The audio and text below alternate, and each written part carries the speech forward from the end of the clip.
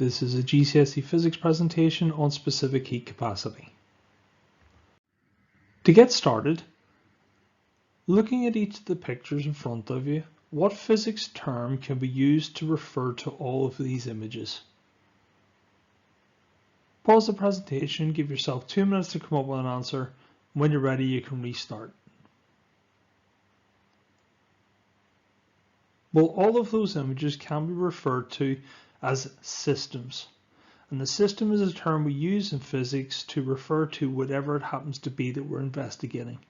So it could be the interaction between objects, or it could be just one object. So from this presentation, you should be able to describe what happens in terms of the internal energy when changing state of matter.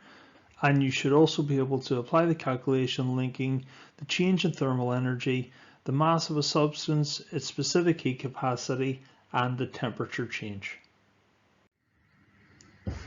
Remember, a system refers to as an interacting or interdependent group of objects and the changes that take place within and between them in response to varying conditions. So for example, in the bottom right hand picture, what forces are involved in this system pictured of the person kicking the ball? Well, if we just focus on the actual kicking of the ball, what is involved? Well, there's a number of things. You've got the force of the foot acting on the ball, the force of the ball on the foot, the weight force acting on both objects, the person and the actual ball. You've also got air resistance on the foot and air resistance on the ball, as well as a number of other different forces. When we talk about internal energy, remember all particles have internal energy, and all substances, all systems are made up of particles. Protons, neutrons, and electrons can be referred as particles, but are sometimes referred to as subatomic particles. Can you name the other two types of particles? Well, the other two types of particles are atoms and molecules. Now, when we heat substances up, we are changing the arrangement of particles inside that particular substance. Remember, this is a physical change, not a chemical change. We are not changing any properties, we are not creating or breaking any bonds.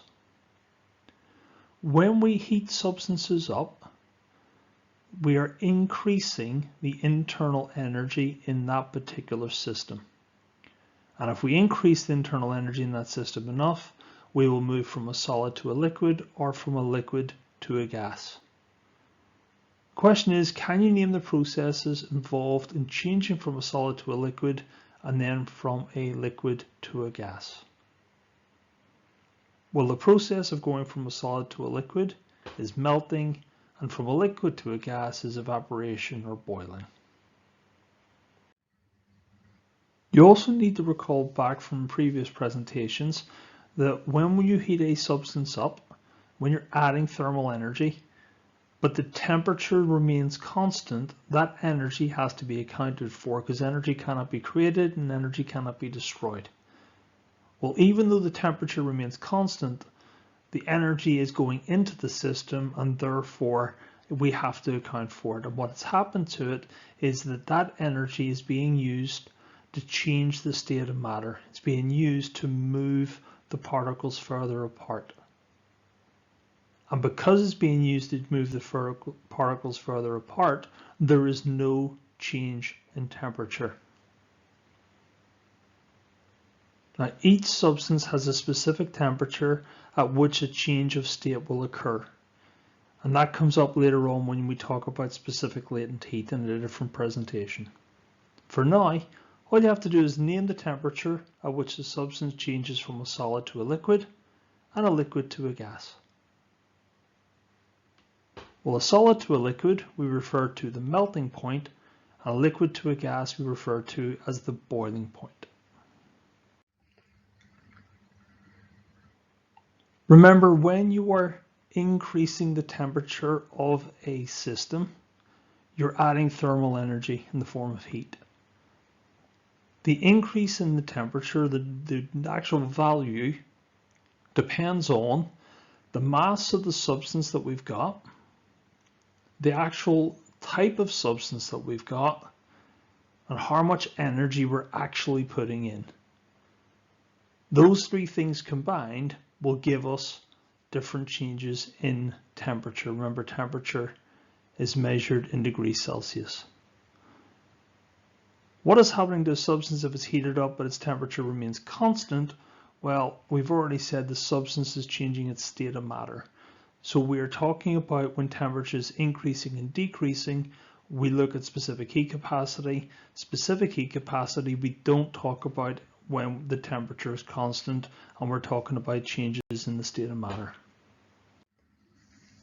So specific heat capacity is defined as the amount of energy needed to increase the temperature of 1 kilogram of a substance by 1 degree Celsius. Well, using that sentence, what are the units for specific heat capacity? So it's the amount of energy needed to increase the temperature of 1 kilogram of a substance by 1 degree Celsius. And what are the units for specific heat capacity? Well, the units for specific heat capacity are simply a combination of all the other units in the sentence. So we have temperature measured in degrees Celsius. We have mass measured in kilograms. Remember, lowercase k and lowercase g for kilograms. And energy is measured in joules. So specific heat capacity is the number of joules per kilogram per degree Celsius. At this time, you'll be happy to know that the actual equation for specific heat capacity is given to you on the exam paper for AQA physics at this time. What you need to be able to do is you need to be able to identify each of the variables in that particular equation, and potentially you'll need to rearrange that equation, and potentially you may have to convert units from one format into another, for example, grams into kilograms. You also may have to identify the temperature change from a starting temperature and an end temperature, rather than just be given a value.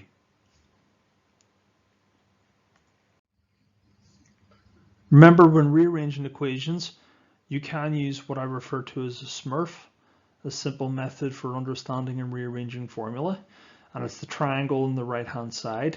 Because there are 4 things in this equation, we have 3 on the bottom and 1 on the top, as opposed to the normal 2 on the bottom and 1 on the top. But the concept's exactly the same.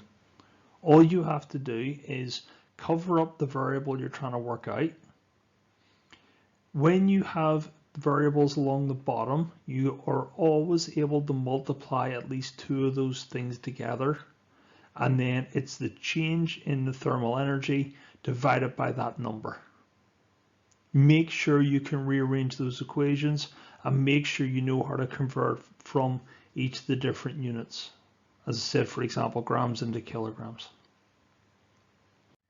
Just to finish off, quite often calculations involving specific heat capacity are long answer questions going from between 4 and 6 marks.